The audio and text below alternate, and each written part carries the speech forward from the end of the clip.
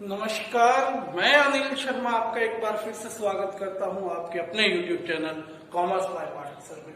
आज 11th class के प्यारे बच्चों, आज का जो टॉपिक है वो इंश्योरेंस से रिलेटेड ही है।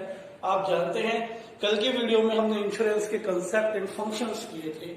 आज इंश्योरेंस के प्रिंसिपल्स के बारे में मैं डिस्कस करने वाला। 7 प्रिंसिपल्स आर गिवन, 7 प्रिंसिपल हैं। आज की वीडियो में 4 प्रिंसिपल्स को कवर करूंगा। This is very important question from examination point of view, तो आप सभी ध्यान से सीखेंगे इसे। आइए स्टार्ट करते हैं। Principles of utmost good faith.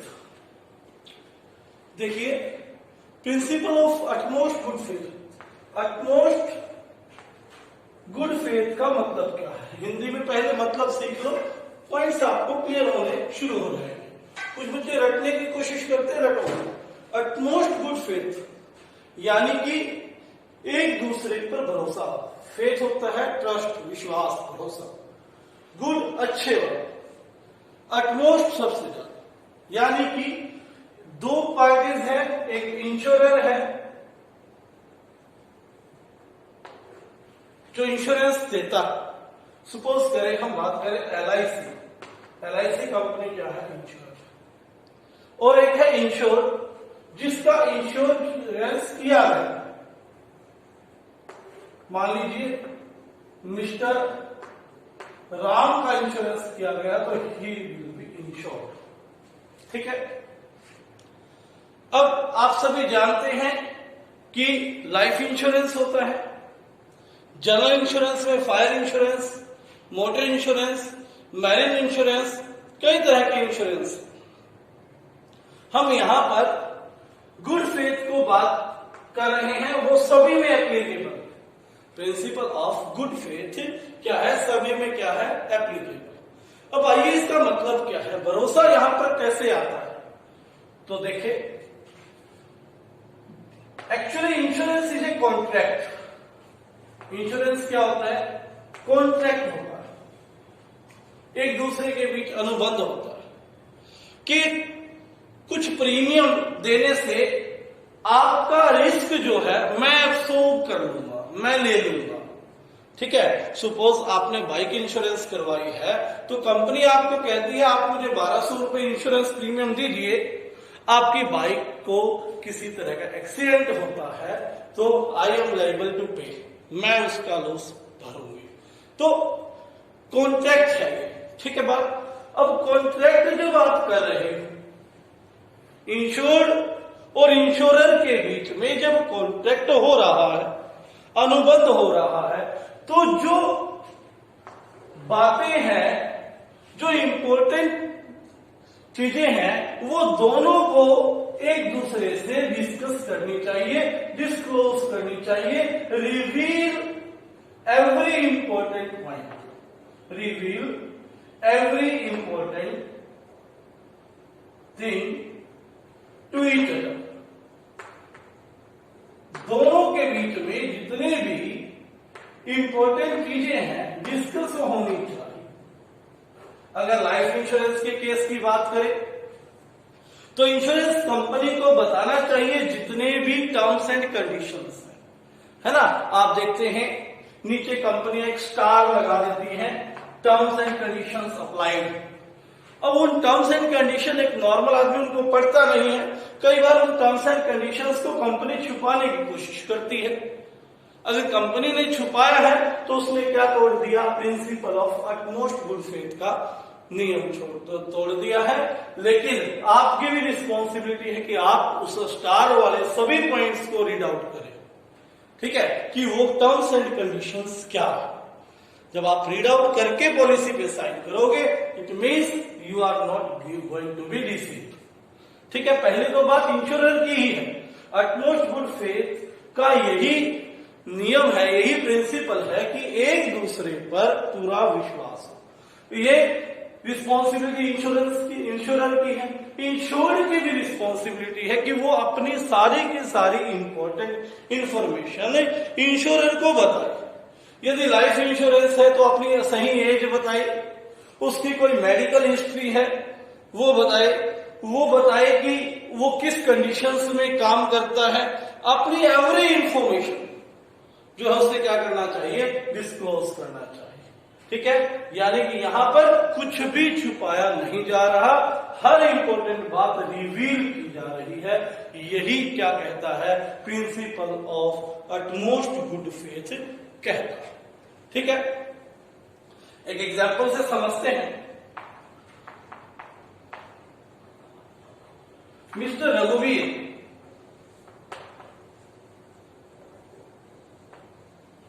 एक हार्ट पेशेंट है।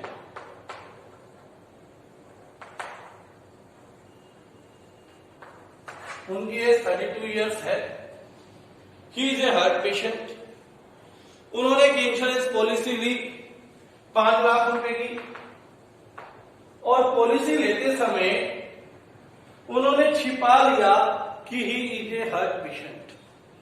उनका हार्ट का ट्रीटमेंट हुआ है और हार्ट पेशेंट है, ऐसी बात उसने रिवील नहीं की इंश्योरेंस के सामने। इन फ्यूचर अगर हार्ट अटैक से या किसी और हार्ट रिलेटेड बीमारी से उसे डेथ होती है उसकी, तो कंपनी लायबल नहीं है उसको ये अमाउंट पे करने के, क्योंकि उसने क्या तोड़ दिया, principal of utmost good faith तोड़ दिया है। ठीक है, तो ये ध्यान रखना चाहिए आप लोगों को कि जब भी आप इंश्योरेंस ले तो अपनी मेडिकल हिस्ट्री जो है उन्हें जरूर बता दें, ताकि कल इस तरह का कोई इश्यू ना हो। समझ में आ गया होगा, उम्मीद करता हूं मैं। पहला पॉइंट था ये principal of utmost good faith. Second is principle of insurable interest. Principle of insurable interest ये क्या बताता है, इसके बारे में डिस्कशन कर रहे हैं। इंश्योरेबल इंटरेस्ट यानी कि आप जिस चीज का इंश्योरेंस कर रहे हैं, जिस चीज का इंश्योरेंस करवा रहे हैं, उस चीज में आपका इंटरेस्ट होना चाहिए। Suppose a father can take insurance policy of for her son's life. बेटा भी अपने पिता की इंश्योरेंस पॉलिसी खरीद सकता है। क्यों? दोनों की लाइफ में इकोनॉमिक इंटरेस्ट है, दोनों की लाइफ से क्या होने वाला है, कुछ एक दूसरे को लॉस होने वाला है। ठीक है, इसी तरह मैं अपनी बाइक की, अपनी गाड़ी का इंश्योरेंस करवा सकता हूं, लेकिन पड़ोसी का थोड़ी ना करवाएंगे, क्योंकि उसके वो कुछ भी हो जाए, मेरा कोई इकोनॉमिक इंटरेस्ट नहीं है। तो याद रखिए, आप केवल उसी चीज का इंश्योरेंस करवा सकते हो जिसमें आपका इकोनॉमिक इंटरेस्ट है। कुछ और एग्जांपल देता हूं। आज तो लोन इंश्योरेंस भी होने लगे हैं।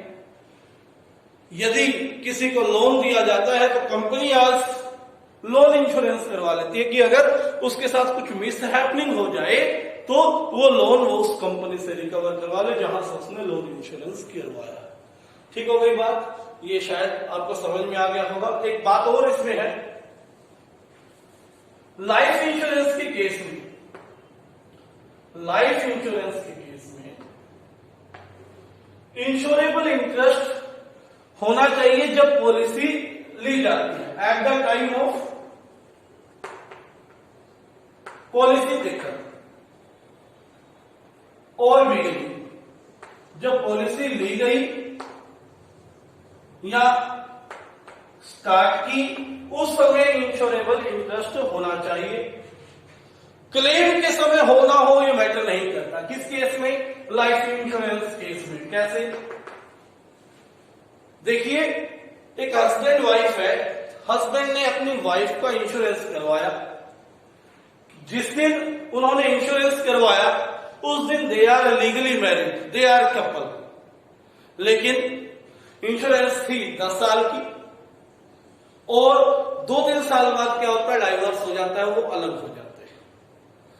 हस्बैंड उस प्रीमियम को भर रहा है, बाई चांस अनफॉर्चुनेटली होता क्या है, 4-5 साल में उस वाइफ की डेथ हो जाती है, तो वो क्लेम करेगा तो कंपनी उसको मना नहीं कर सकती, because he has insurable interest at the time when the policy is to be taken. जब पॉलिसी ली गई थी तब ठीक है। तो लाइफ इंश्योरेंस के केस में आपने देखना है कि इंश्योरेबल इंटरेस्ट जो होना चाहिए वो उस समय होना चाहिए जब उसने पॉलिसी ली। दूसरा, मोटर इंश्योरेंस या फायर इंश्योरेंस, उस समय एट द बिगिनिंग भी होना चाहिए, एट द बिगिनिंग भी होना चाहिए और at the claim is made, जब क्लेम किया गया तब भी होना चाहिए।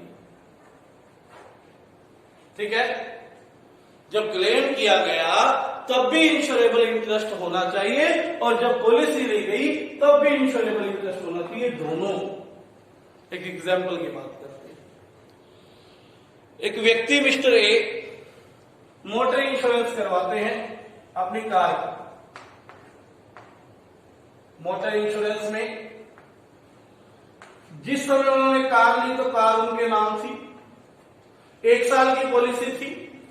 2-3 महीने बाद सिचुएशंस बदली, कंडीशन खराब हुई, मिस्टर ए ने अपनी कार बेच ली। मिस्टर ए ने अपनी कार क्या की? बेच दी।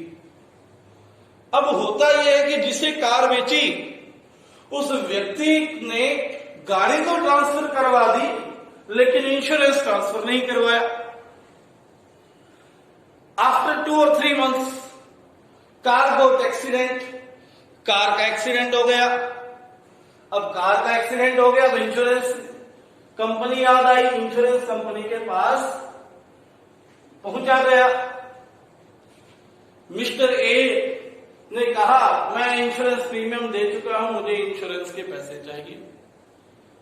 कंपनी ने डिटेल निकाली, मिस्टर ए के पास अब ये कार ही नहीं है क्योंकि that car is to be registered under some other person. अब तो कार किसी दूसरे की थी, तो कंपनी ये जो क्लेम है देने से मना कर सकती है क्योंकि यहां पर प्रिंसिपल ऑफ इंश्योरेबल इंटरेस्ट क्या हो गया? खत्म हो गया। ठीक है बात? तो ध्यान रखिए, लाइफ इंश्योरेंस के केस में केवल बिगिनिंग में इंश्योरेबल इंटरेस्ट होना जरूरी है और फायर इंश्योरेंस के केस में या मोटर इंश्योरेंस के केस में या मैरिज इंश्योरेंस के केस में eight the time of beginning and eight the time of claim made, दोनों समय क्या होना चाहिए? जरूरी है। ठीक है बात? उसके बाद principle of indemnity, principle of indemnity, इसे समझते हैं। प्रिंसिपल ऑफ इंडेमनिटी क्या है? इंडेमनिटी प्रिंसिपल क्या कहते हैं? देखिए यहां पर याद रखें कि प्रिंसिपल ऑफ इंडेमनिटी में insurance is only for covering risk को कवर करने के लिए है, किसी तरह का बेनिफिट कमाने के लिए नहीं। इसे एक एग्जांपल से समझते हैं। मिस्टर वाई ने अपनी शॉप को फायर इंश्योरेंस करवाया, अपनी दुकान का फायर इंश्योरेंस करवाया 5 लाख रुपीज का। 5 लाख का इंश्योरेंस प्रीमियम लिया, इंश्योरेंस कवर लिया, सॉरी, जिसके लिए वो 50,000 रुपए साल का प्रीमियम दे चुके हैं। कुछ समय बाद accident happens and shop got fire, it catches fire, और फायर लगने से लॉस हुआ जो कैलकुलेट कंपनी ने किया 3 लाख रुपए। आग लगने से लॉस कितना हुआ? 3 लाख। इंश्योरेंस कितने का था? 5 लाख।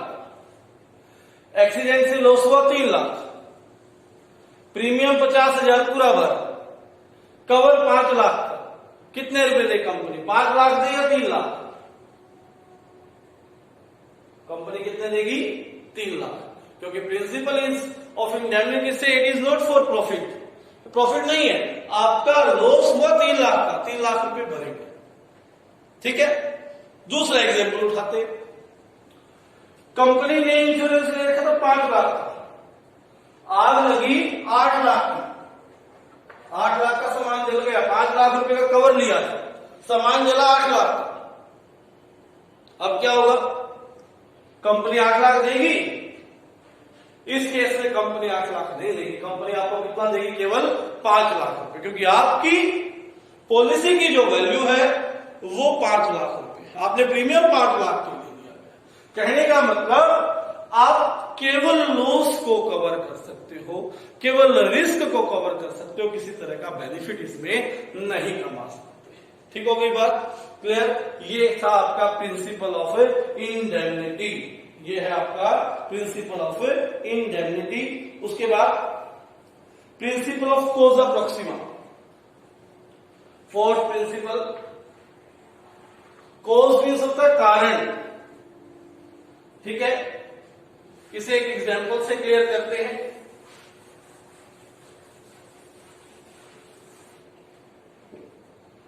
मिस्टर राधेश्याम ने